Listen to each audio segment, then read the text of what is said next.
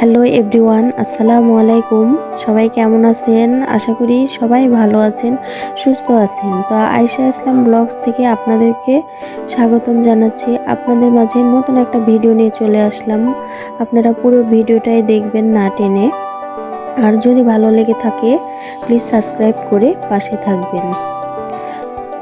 সকালের খাবার দাবার খেয়ে আমরা আমার শাশুড়ি ওইদিকে কালাইয়ের আটা পিষবে, সে কারণে সব কিছু মিশিয়ে নিচ্ছে। কালাই, গম, সাথে চাল, তো একসাথে মিশিয়ে কালাই রুটির ভিডিও হয়তো দিয়েছিলাম আপনাদের। আর শীতের সময় আমাদের বাসায় কালাই রুটি খেতে সবাই পছন্দ করে, সে কারণে কালাইয়ের আটাটাই বেশি আমাদের পিষে। আর সে কারণে আমার শাশুড়ি সব কিছু মিশিয়ে তৈরি করে নিচ্ছে। এটা মেলে পাঠাবে, সে কারণে। তো এদিকে আমি আমাদের বাড়ির গাছের সিম, টাটকা সিম পাড়ছি। পেড়ে আজকে টাটকা সিম রান্না করব। তো সিমগুলা টিনের উপরে আছে, আর এটা আমাদের বাইরের জায়গা। এখানে সবকিছু আমরা রান্না বান্না করি, সবকিছু কাজ করি। আর শীতের সময় রোদ ওঠে, এখানে রোদে সবাই বসে থাকি, আর খুব ভালো লাগে এখানে বসে থেকে কাজ করতে। তো সবাই মিলে এখানে বসে থেকে আমরা সব কাজ করে নিই। তো সিমগুলা পেড়ে দিয়েছে, আর এখানে আমার খালা শাশুড়ি সিমগুলা কেটে নিচ্ছে। আর আমি ওইদিকে রান্নার জন্য সব কিছু রেডি করে নিয়েছি। আজকে আমার শাশুড়ি বাইরে অনেক কাজ, যেগুলো আমি পারি না সেগুলো আমার শাশুড়ি করে। ওগুলা কাজ, যেহেতু ঝাড়ার কাজ আমি পারি না, সেজন্য আমার শাশুড়ি করে। তো আজকে বললো তুমি রান্না করো, আমি বাইরের কাজগুলো করে নিচ্ছি। সে কারণে আমি রান্না চাপিয়ে দিয়েছি। আর আমার খালা শাশুড়ি আমাকে সব কিছু রেডি করে দিচ্ছে। তো সিমটা কাটা হয়ে গেলে আমি সিমটা রান্না করতে বসিয়ে দিয়েছি। তো সিমটা আগে আর আমরা যে কোনো তরকারি আগে তেলে ভেজে নিই।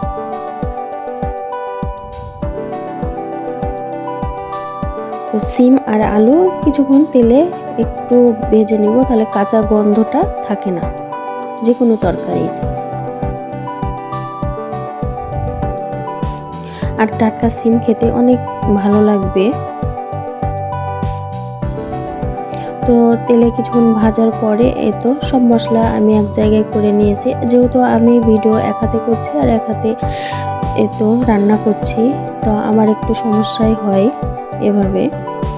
তো সব মশলা আমি রেডি করে নিয়েছিলাম আগে থেকে। আদা রসুন বাটা, হলুদের গুঁড়া, মরিচের গুঁড়া, লবণ, সব কিছু রেডি করে নিয়েছিলাম।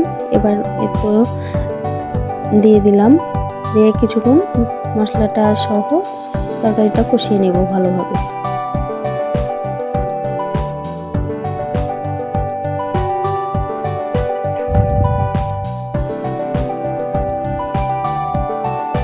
কষানো অনেক কমে গেছে, সিমগুলো অনেক ছিল, কষানো জন্য কমে গেছে।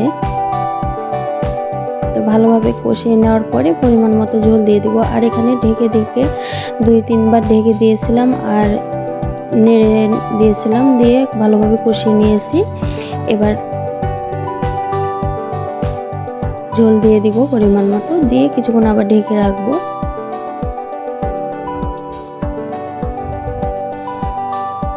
যাতে ভালোভাবে সেদ্ধ হয়।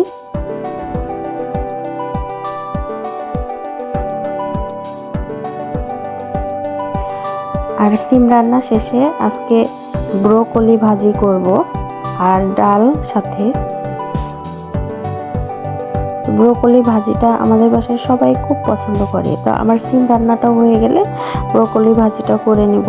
আর ওইদিকে বলেছি যে আমার খালা শাশুড়ি সব কিছু রেডি করে দিয়েছে আমাকে। ব্রোকলি সব রেডি, আলু দিয়ে ভাজি করব। আর ব্রোকলি ভাজি সবাই খুব পছন্দ করে আমাদের বাসায়। তো আজকে দুপুরে এগুলোই আমাদের বাসায় রেসিপি ছিল। ব্রোকলি ভাজি, সিম আর ডাল সাথে ছিল।